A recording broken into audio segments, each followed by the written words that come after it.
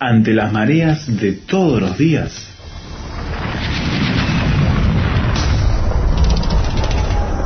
Llegamos a tierra firme.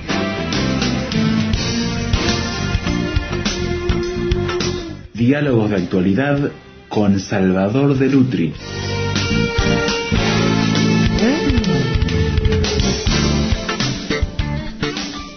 ¿La muerte es un tabú para usted? ¿Enfrenta el hecho fundamental con el que nacemos sellado en nuestro carnet de nacimiento que algún día vamos a enfrentar la muerte? ¿Cómo morir bien? Salvador, creo que al plantearlo de esta manera habrá algunos que ya habrán extendido la mano para dar vuelta al dial. Sí, no, pero vamos a hablar no para asustar a nadie, sino para esclarecer algunas cosas. Yo creo que el avance de la ciencia y de la técnica nos ha obligado a redefinir el tema de la muerte, que es la muerte, ¿no? Y hoy se produce un tironeo, por así decirlo, difícil cuando uno llega a tener, por ejemplo, un paciente terminal, ¿no? Por un lado están las clínicas que quieren que el paciente dure, vamos a ponerlo en términos muy terrestres y realistas, dure lo más posible porque de eso viven.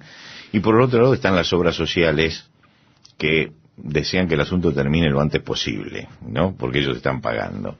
Y yo creo que esta extensión del mercado al tema de la salud trae muchísimos problemas porque uno no sabe nunca en manos de quién está. Porque se resume todo en definitiva un tema económico más que un tema de lo humano, claro, de los valores de la persona. Y el problema también está que con los avances científicos las muertes llegan más lentamente, pero el tiempo de deterioro también es mayor, ¿no? Es decir, el hombre se deteriora más en esta época. ¿Por qué? Porque está avanzando la técnica, pero la calidad de vida, nos dan más años, pero la calidad de vida no está garantizada, ¿no?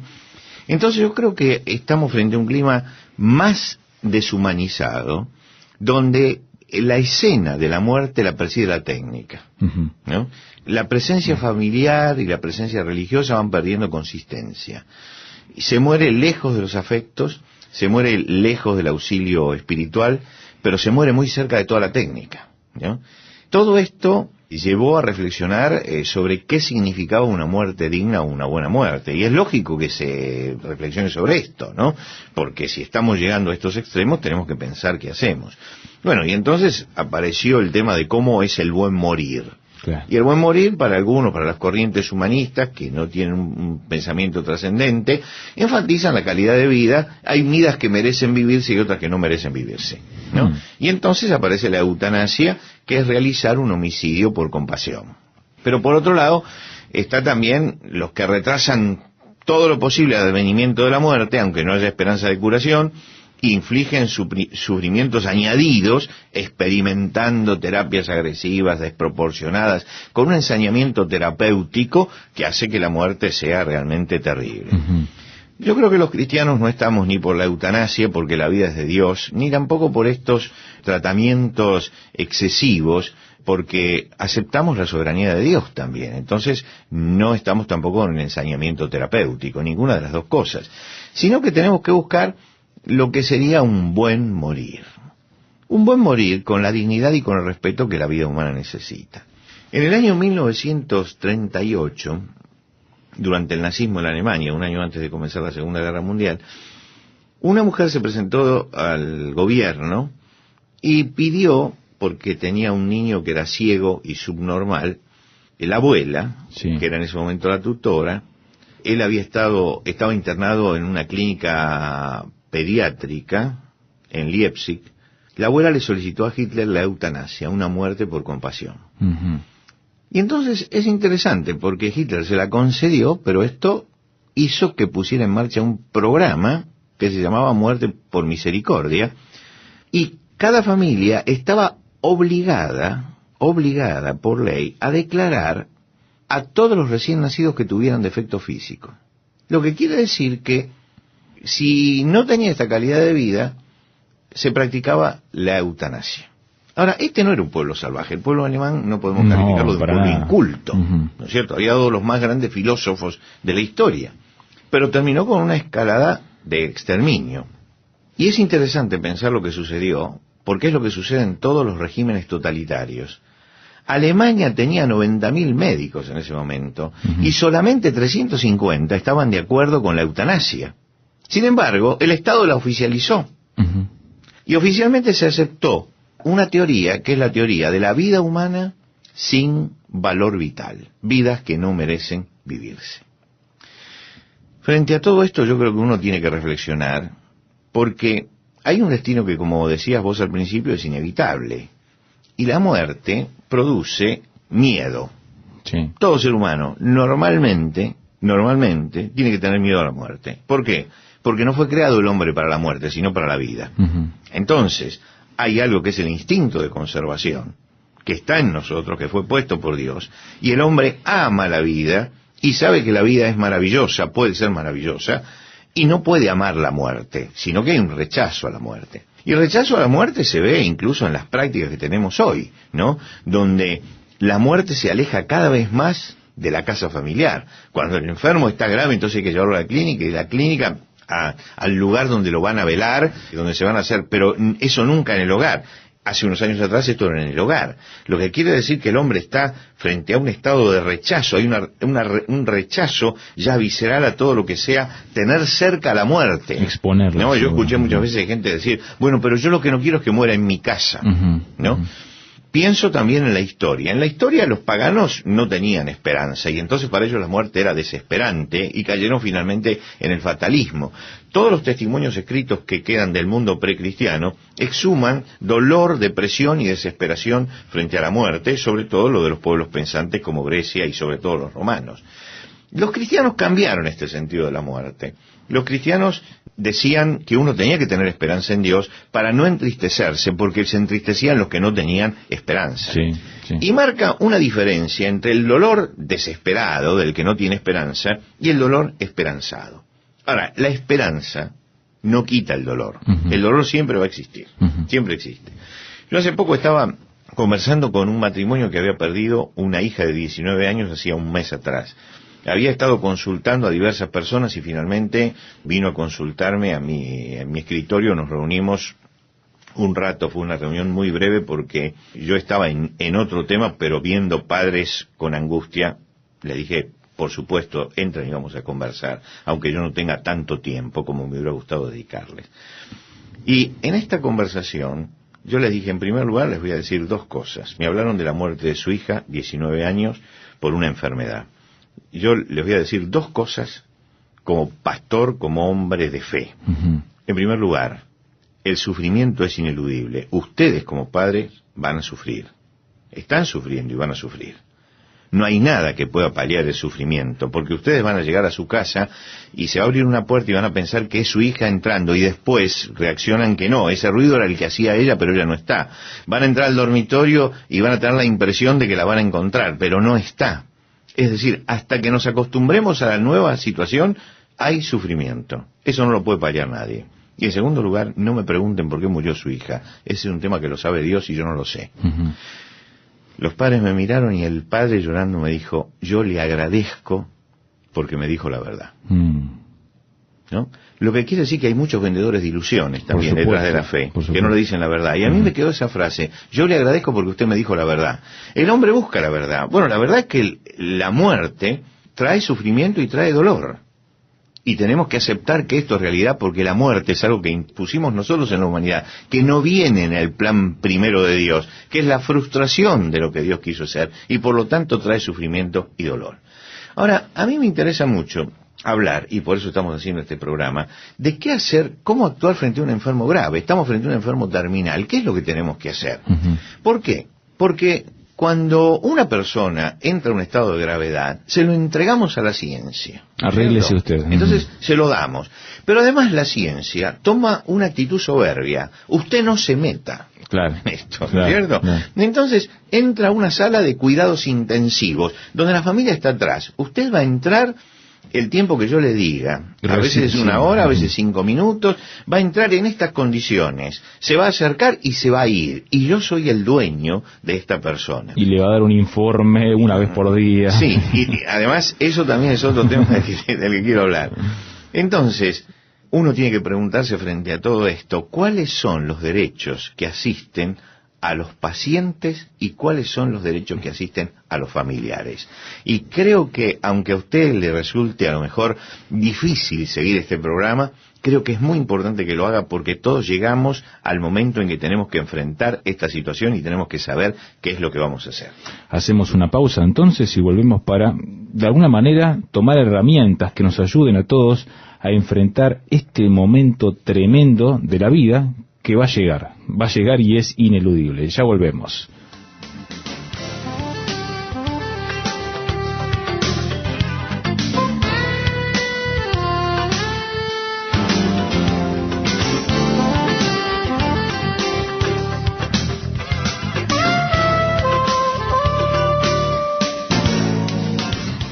Tierra Firme en Internet. Descubra nuestro sitio materiales, datos, la transcripción de estos comentarios, frases sobre este tema que le ayudarán a desarrollar una posición con bases sólidas.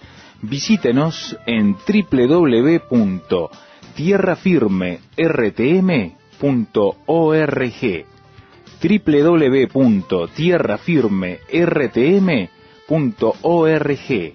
Tierra Firme es una producción de Radio Transmundial.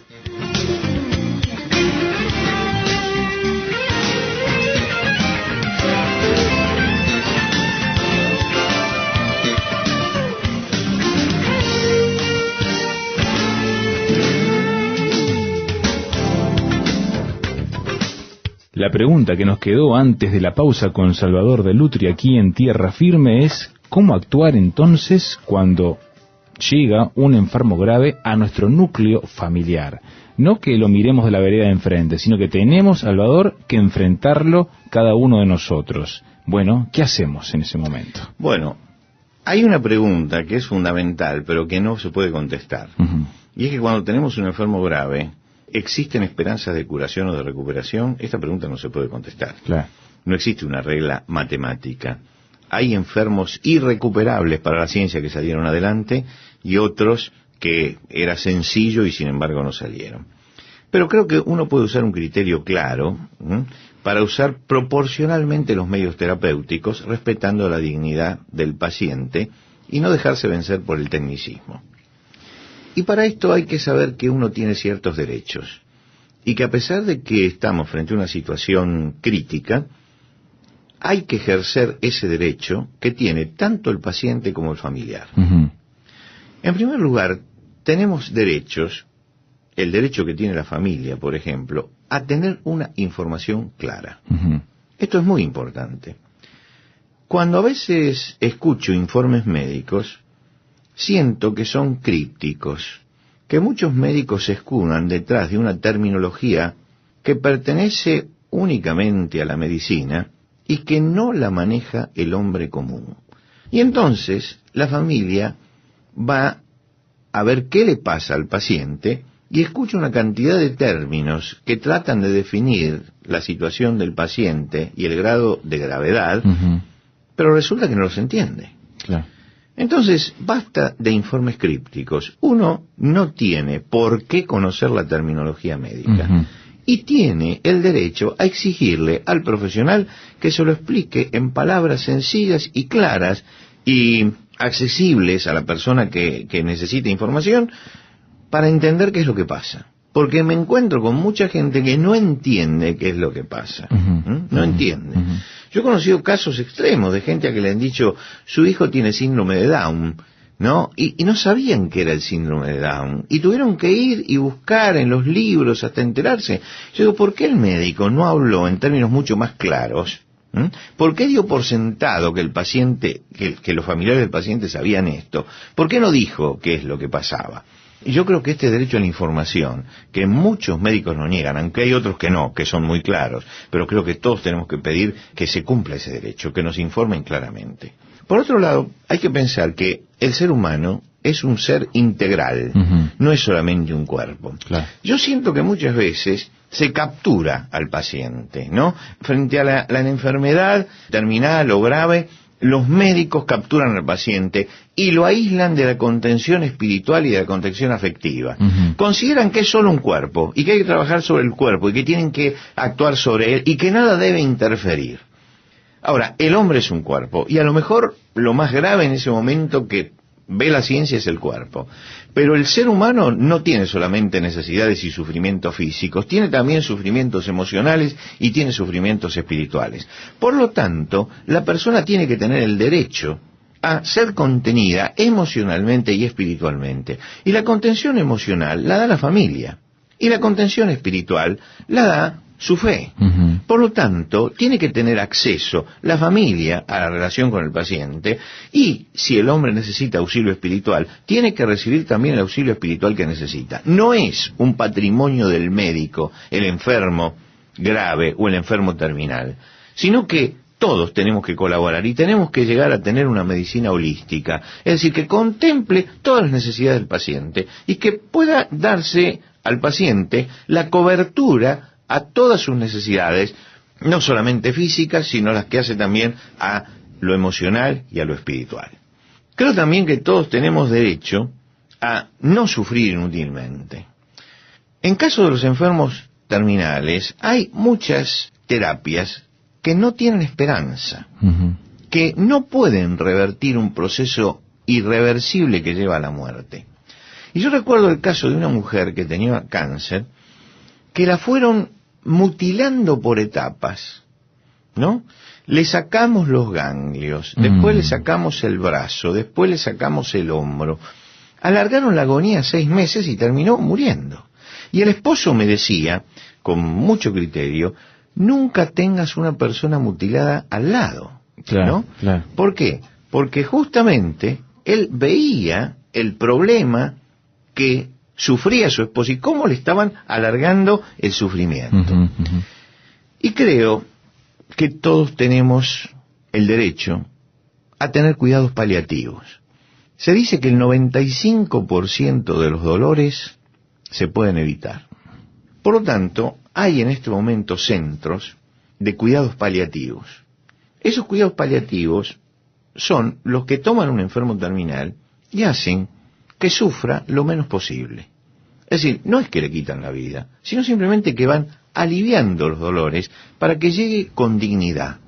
Creo que todos tenemos derecho a todas estas cosas. Tenemos derecho a la información, a recibir una contención total en lo físico y en lo emocional, derecho a no sufrir inútilmente con terapias que son agresivas y cuidados y derechos a tener cuidados paliativos. Y creo que esto lo tenemos que expresar. Tenemos que decirle a nuestra familia, o tenemos que dejarlo por escrito, que en caso de que lleguemos a ese estado, no se practiquen con nosotros terapias que no tengan esperanza, ¿no? Sino que nos permitan acceder a la muerte con la dignidad que tiene que tener un ser humano. Que la técnica no nos tome y se ensañe con nosotros. Creo que esto es muy importante tenerlo en cuenta, porque en un mundo donde los hombres van perdiendo esperanza, en un mundo que se va desesperanzando y se va desprendiendo de todo sentido trascendente, estas técnicas empiezan a actuar desesperadamente. Y tenemos que decir que, si bien hay muchos que llegan al momento final sin esperanza, otros, los cristianos, tenemos esperanza, ¿no? Y tenemos esperanza ¿por qué? Porque creemos que la vida no se termina allí, porque confiamos en Dios, tenemos esperanza en el más allá. Por lo tanto, no tenemos por qué llevar el sufrimiento al extremo, ni tampoco tiene la ciencia que desesperarse con nosotros frente a la muerte. Los antiguos cristianos llamaban al día de la muerte dies natalis, día del nacimiento. Mira. Ese era el día de la muerte, es el día del nacimiento. ¿Qué querían decir? Que si bien el hombre moría aquí en la tierra, estaba naciendo en la eternidad, estaba comenzando una nueva vida. Y creo que tenemos que recuperar esa esperanza trascendente que tenían los cristianos, ¿no? Esa esperanza que convirtió, como señalamos en otro programa, las necrópolis en cementerios, las ciudades de los muertos, en lugar donde se siembra la semilla. Hay que recuperar la esperanza, porque si no recuperamos la esperanza, la histeria científica va a presidir la escena del desenlace de nuestra vida. del desenlace de la vida de nuestros seres queridos también. Y todos nosotros tenemos que pensar que estos no son temas que tenemos que eludir y que dejarlos para último momento, porque en medio de la desesperación y de la angustia que causa la enfermedad, la muerte, los trajines que trae todo esto, la inminencia de la muerte, no se pueden tomar decisiones. Creo que tenemos que pensar antes en esto, y que pensar cuál es la respuesta que tenemos para la muerte, cuál es la esperanza que tenemos. Los cristianos tenemos esperanza para el más allá. Queremos bien morir, pero bien morir con respeto por nuestra propia vida, ¿no es cierto? Que se respete nuestra propia vida.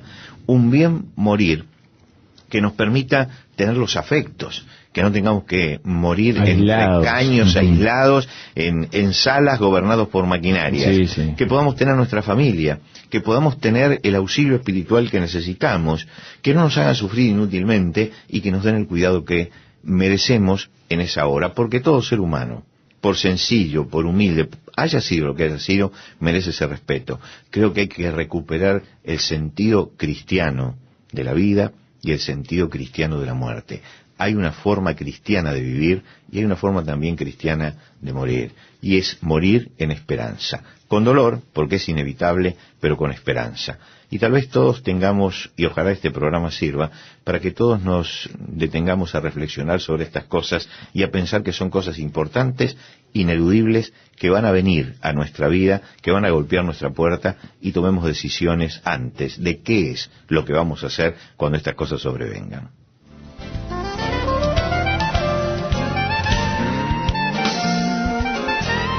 Los grandes músicos en tierra firme.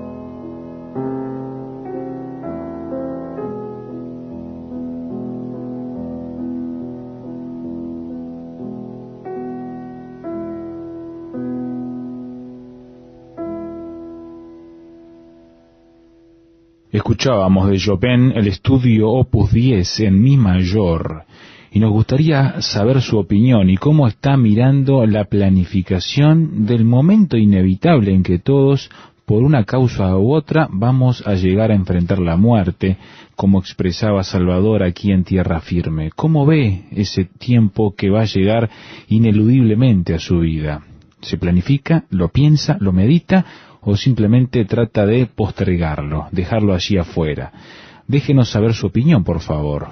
Por correo electrónico, hágalo a tierrafirme@transmundial.org. La reitero, tierrafirme@transmundial.org. También puede visitar nuestro sitio de internet y obtener los materiales de este programa, como la transcripción, el texto, para que pueda leerlo y compartirlo con otras personas. También puede conseguir el audio, escuchar el programa en línea nuevamente o bajar el MP3 para que usted pueda utilizarlo como sé que muchas personas lo están haciendo, distribuyéndolo incluso con amigos y personas que les interesa discutir estos temas.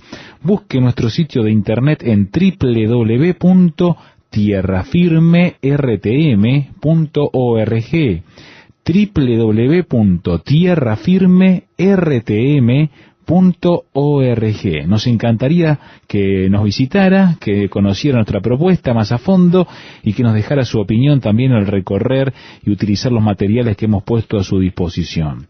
Nosotros volveremos la próxima emisión, cuando se ponga en el aire en esta emisora una vez más. Tierra Firme.